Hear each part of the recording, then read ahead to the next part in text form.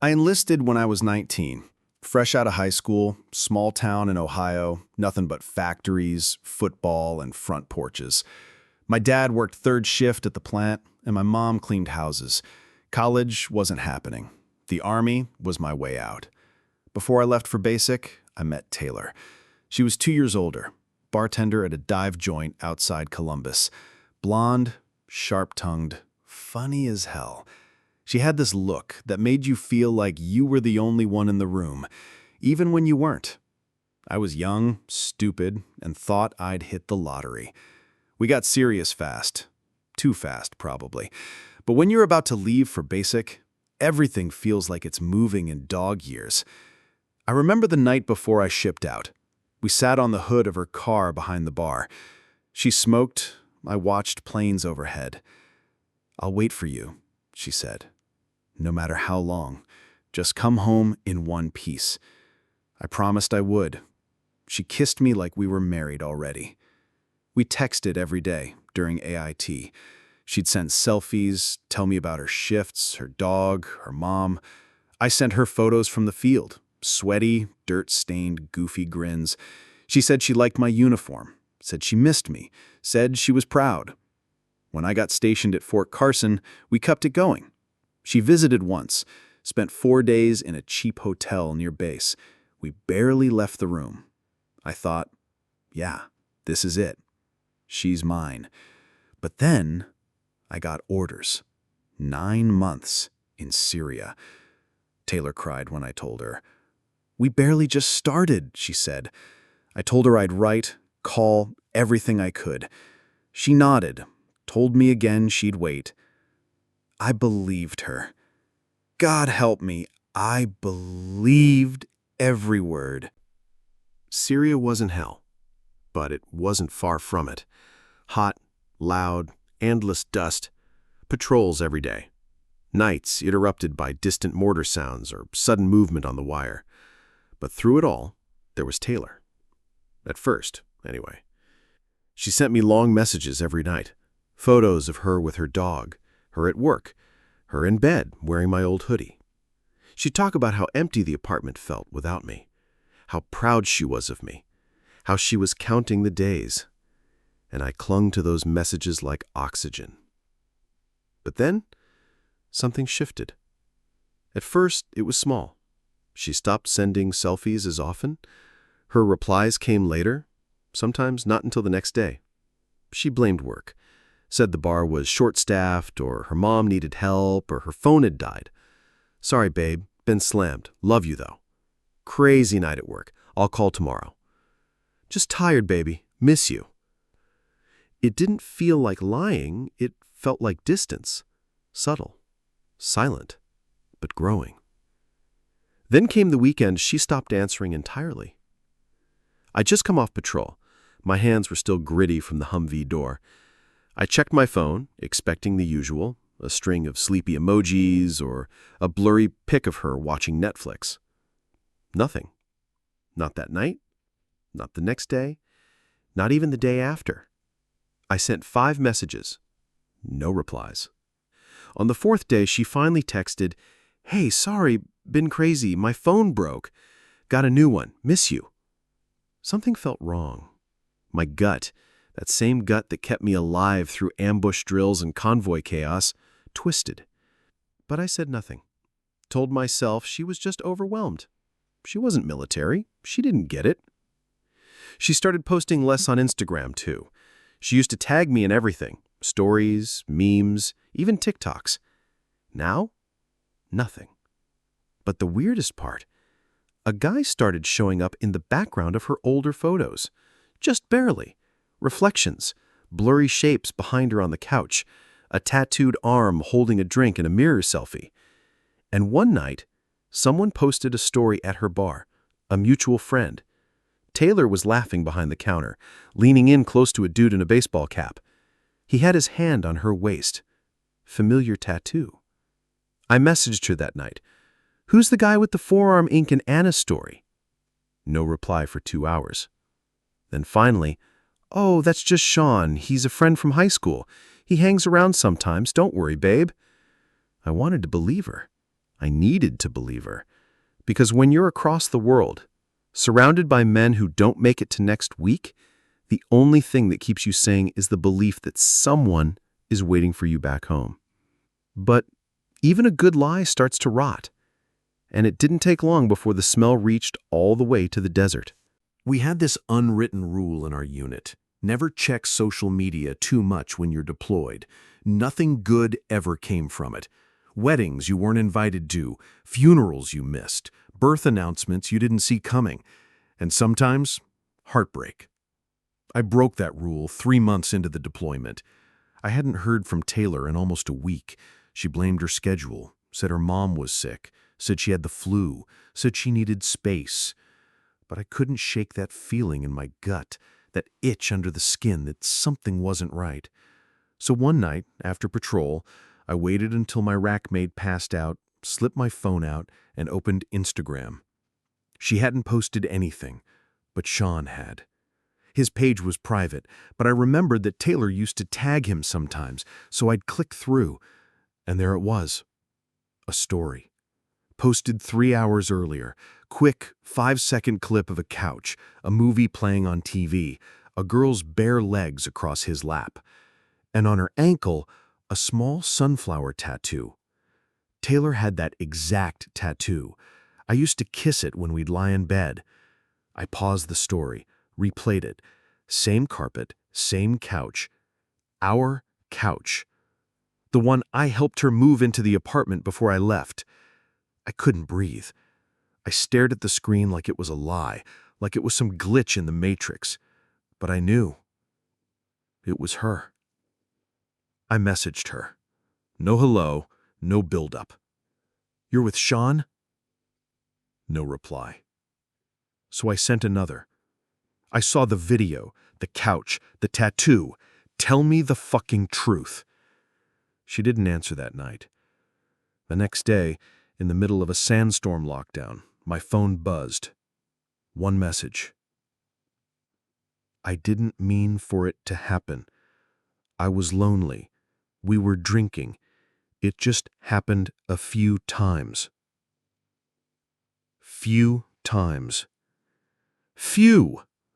That word cracked me open. Sean wasn't just some guy at the bar. He was one of my closest friends. He used to hang out with us all the time. He was the one who helped me move her dresser, the one I texted before basic, asking him to keep an eye on her while I was gone. And he kept an eye on her, all right. He watched her undress. He touched her. He probably used my pillow, ate from the same kitchen where I used to cook her eggs at 2 a.m. And she let him. Not once, not by mistake, multiple times, willingly. She cheated on me with the one person I thought I could trust back home. I stared at the tent wall for hours after reading her message. Outside, the wind howled like something was dying, and maybe something was, because the man I was before that night didn't survive. My squad noticed something was off. My sergeant pulled me aside. "Your head's not here, Carter," he said. "You need to get it together." But how could I? I had blood on my boots from the last op. My hands were still shaking from watching a kid almost bleed out from an IED. And now I had to carry this other kind of pain, the invisible kind, the kind no one patches up. For the next few weeks, I went numb. I didn't respond to her messages.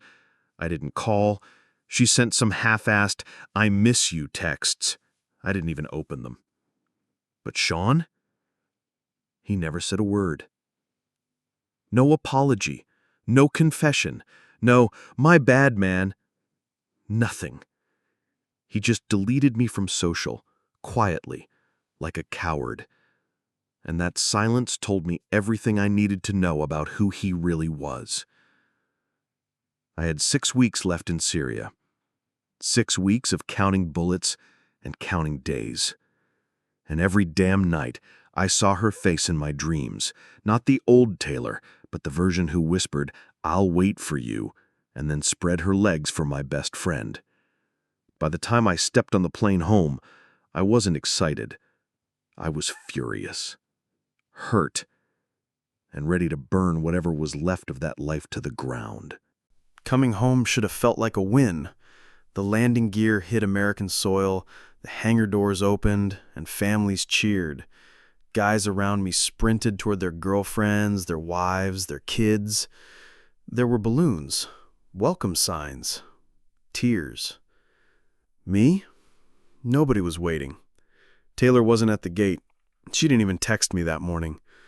And honestly, I was glad. My mom picked me up. She didn't ask questions, just hugged me longer than usual and said, "You'll be all right." Moms always know, even when you don't say a word. The first thing I did when I got back to my apartment, our apartment, was change the locks.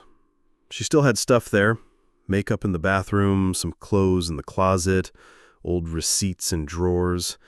I shoved it all into garbage bags. 3 bags. Labeled them Taylor, pick up and get out. Left them on the porch. I waited. She came by the next evening. I watched from the living room window as she pulled up in Sean's truck. He stayed in the driver's seat. She walked up slowly, grabbed the bags. She looked up at the door, maybe expecting me to open it. I didn't. But I stepped out as she turned to leave. She froze when she saw me. We stood there in silence for maybe 10 seconds. Felt like hours. Her eyes were red, tired. She looked like hell. Good. "Danny!" she started. I cut her off. "Don't say anything. Just take your shit and go." She didn't move. "Please, can we talk for just a second?" I stepped down onto the porch, met her eyes. "Talk? You mean like how you talked to Sean while fucking him in the bed I paid for?" She winced, looked down. "It wasn't supposed to happen like that," she mumbled. "Yeah, funny how it did, though." She tried to explain, told me she was depressed, that she didn't know how to deal with me being gone, that Sean was just there and she felt seen and never meant to fall into it. I'd heard guys make the same excuses for cheating on deployment.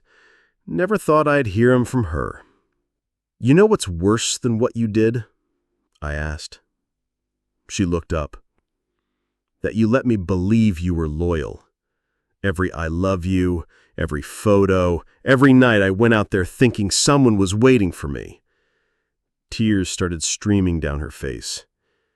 "I still love you," she whispered. I laughed, cold and flat. "No, Taylor, you love not being alone." Then I said it. "You chose him, so stay with him, and don't ever come near me again." She stepped forward like she was about to hug me. I backed up. I said, "Go." She turned, took the bags, and walked back to his truck. Sean didn't look at me. Coward. I watched as they drove off. Didn't feel satisfied, didn't feel victorious. Just empty. But sometimes, empty is better than poisoned. That night, I sat alone on the couch, same spot where we used to watch movies. I opened a beer. Didn't toast, didn't celebrate, just stared at the wall. No music, no TV, no Taylor, no lies, and for the first time in a long time, I finally had silence I could live with. It's been over a year since I came home, since I watched the woman I thought I'd marry load her betrayal into the back of my best friend's truck. I'd like to tell you that I moved on overnight, that I hit the gym, found someone better, and never looked back. But that's not the truth, and this story deserves the truth. The first few months were ugly. I was angry at everything: the army, myself, the mirror, love songs, the way couples smiled in the street. I barely ate, barely slept. Some nights I'd stare at my phone, hand hovering over her number, craving closure I knew I'd never get. But I didn't call. I didn't message. I let the silence do the talking.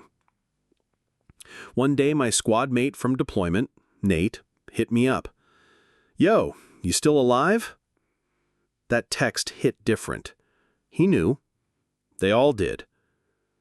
We met up that weekend, got beers, talked about the stupidest stuff.